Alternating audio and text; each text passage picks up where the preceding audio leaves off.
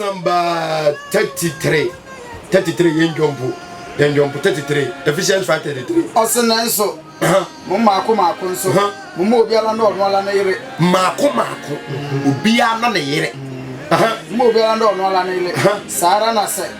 esen ho. Sen ho. Ose na yire die. Manam fali ni. Di oyira sade ba ko se on fari ni kunu. Omuno ofere no baby timi dini bie na no. Dini kuna tem. We ye be ma kwase ampanyi. Ba jo kwase ampanyi na ada ho man na wo he. And also the meaning there we. Afi no mu. Erade mfa bone nche da. Amen. Awade be ma sade do yire. Ephesians 6:9. Na ye mara man de nso kakra. Afiso mane tie yensi ancheche mo ye nkono no. O se awura nom. Na awura nom. Onye ye no malanso ma. Ye we emma won. Emma na no mo tete. Mo mla ate ase. Be ma bi. What tia ne yire? De bi a pressure na ne so. Oh way. Atia o say we ye be ma bre atia ase. Efrise. Mo nim se. Wone mo alanso wura e wo soro. O say emma no omo ye emma no eye ma no wura e wo soro. Enzo me say be ma bu okra me say o be wura fia na yire no obi ani. Ne soro guje bi say ya. Ni kuru kwa adwuma se prisoner ye wani buru na yi no ho atono na no wa a board o se ni kuru be ba 6 5 na pressure sa bra o se ye mbre atiatia ase afifa Kolose 3:19 obu o mane yire ni nje atiatia ni bi so ha de e kan nyina ye mema se de e wa wadiem Kolose 3:19 verse 19 also okurunom mo na mo yire nom mo ye no e yire ndo na enye dai mo nso na hometie e ba bolu ye nse ma na ye nso na hometie ahometie ti bebe bia se na yire ahometie ama oba no we free be ma na chikura ko badwama ene njenti se bi class ne ba renchen obi timi ka se de meye no no ade be ko wo eduru ko se na no atamba abura South African way okobo tons minya no de meye no ono abe pakin nema ampa so obi aye ne yire sa ama na firi akwacha ne ma menchen onko hwehwe ni mpo na obisa na bia na chire kwa opese okọ be say onyame bebu awade ntam aten only God can judge righteous life in marriage who and so radema ya hode a obi for be marriage is not easy. But with Allah's help, it can be best time ever. May Allah bless all couples and those who are seeking. Ose awade enyemere. Ba se onyankopon Allah eboa ebeye papa na ewade nhira awalefo nyina na obi a ohwehwe awade. Ya hwehwe ma ne de kakra brenti Genesis 3:16 e ma se de ewa awade an ye ba so. And we are said drum pempen so be say what men can do women can do me ba dey bonsam quotation so fu bi abeka bi ampa to nya bebereka e bonsam adwe onza bonsam o e me right onza go fu bi o ma bo say right the bonsam the right then na kra mu for the right the family do tete na me man na mo shema so ba dia kan na wa na ne kwatena jade na de obatimi president de bemetimi de me me yakra ngom ka se omutimi the best om the class as best is omutimi ya chenye bra obo ade na osisa wade nipa odi kan de wade mo omoto ne mra obia wona se de ba ne be ma nye peda menua ba mo ma ko school kakra ye adwuma nyame ato mo nsam mo wo store mo de da ka mu se wan fa sa nyame mra ye anya adwuma o ofese de o to so no fo so de ba jo be ma be fa wa sa who lose respected ma be ma na wadi ni begu di ni be bre ho ofe onya wade bi se adwiri wontim sam de ma be ma control bi me adwuma e ma mi obi sika me ma me hyem so obi kra down for kai se adwa wo sika e di se be ma be ye pe bia o kire wa no abede no atua ne kana owura fi atamu o se wo betuma to nsafro na de ye bia no ye kwakobu hu nkonta ahobrase ne arrogance owura mebi mu tete so oteborofo onya me class e ba do school be na mo ko onya class mu o Jesus na mo SS na wo hwe aduane wo ye so nam ni ane sa wo de nam hoyi makers e ma wade o awon fa nya makers ni tiri ni o enye subai Proverbs chapter 31:30 so wa ye na da ɔsi ahoɔfɛ sɛdeɛ ne beauty ne ho fo gɛ no ho fo hwɛ gɛ na mu no Facebook no gɛ no ahoɔfɛ ɛno nko ha so Bible say woyɛ bɛrima na wokɔ wale a ahoɔfɛ ɛyɛ huhudeɛ na ɔba wo soro wan ndi ɛnhwɛ na ahoɔfɛ nko a obi a wale ahoɔfɛ wɔ su sɛ ahoɔfɛ yɛ ntwitwa nwe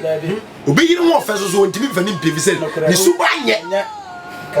oyo ba e ya hobrase the Genesis chapter 3 verse number 16 ebere oba de hyehyɛ wade na nipa to nyamembra no or the asɛdeɛ bi to wɔ ma oba ne bɛma Genesis 3 verse number 16 also oba ne de aka kyerɛ ne sɛ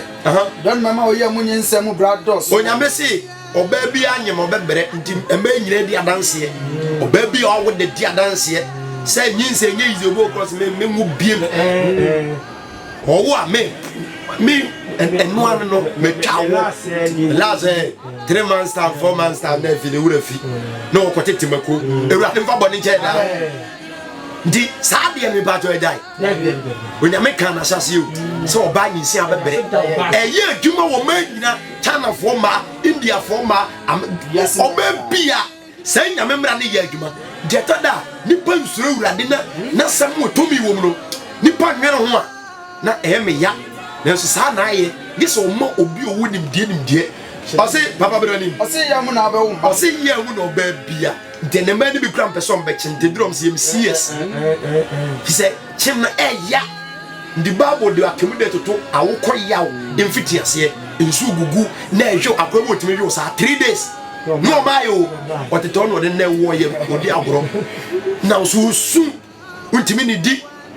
sa de we ya adwumo but eba ahobrase de a omo se eno de ese de ye omo de we bere oni mi da ose ya mu na abewu ma ye mu no ba bia bewu ba na oni betina ukunu e ma kakra bi no ma wo timi ye mere eno kra stand na no eye de abeti wo wo wi minimo bi wo wo wi an na ba ko aloke ese ni na no as a was a fourth abam otoguso no on tesa na wo mu nya sade Yami onshira mada na oma ma bebira ahobrase na eye fata se wusua wo yoba be me bia be hu no wo fe ni wura se wo ya brante ababo wo bro ho ase ah wo wade no be ma na komeden se de o chempana krotin kasa me gere de we de nko ade njai ewade ma ahobrase bi papa o se de bi so oni bedina ukunu o se oba bia onzo drum pempezo bi 30-34 na ngwale afina press na so ka wo pebe ma mpona nka ya fa o se di kunu o se woni be gire ukunu no no be di uso ah o bere on no be di uso ne ma di me raso na die wi asese da bi watoka ndi we celebrity mani be brebe a omuni kunu bisa arrogance ne a brase bi ahoma so di bema bia no awo ba wo hwe celebrity bebire yeso awo wan wa wutu ni kunu ya oni kunu ni ho ze wonya sika magine di ahobarase ni ho we celebrities no metima to mu kunu mu a obi okura won tene kasa abonten ahobarase ni wom to etima wade ya maintain na wade no mo a talkative woro ya kwati na dwoma mo so kura na no den wo che convoy bia no wade Ephesians 5:22 to say bema de bedi oba so asofo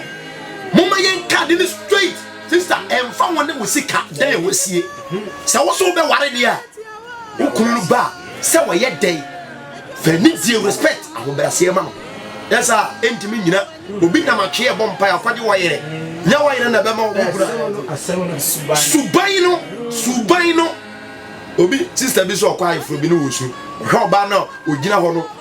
nipa betwa asia so be wa no hwe no ho ma me ampo no de awre ho ko oba usuru awrade no oba usuru nyame no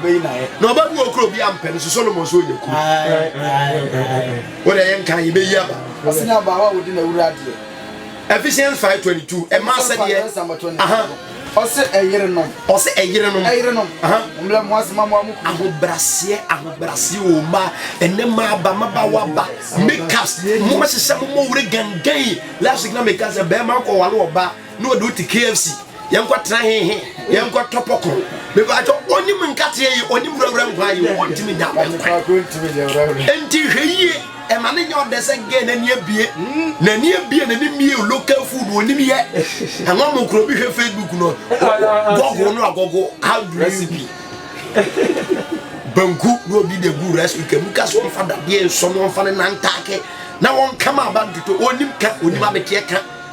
And the Proverbs 30 verse 23 no also ba obi mpa no Solomon say niema bi owi ase ehu po ba obi ampe no no anya kuno ndimi pa cho oba obi ampe no oba de mani nyaku fi say osoro nyame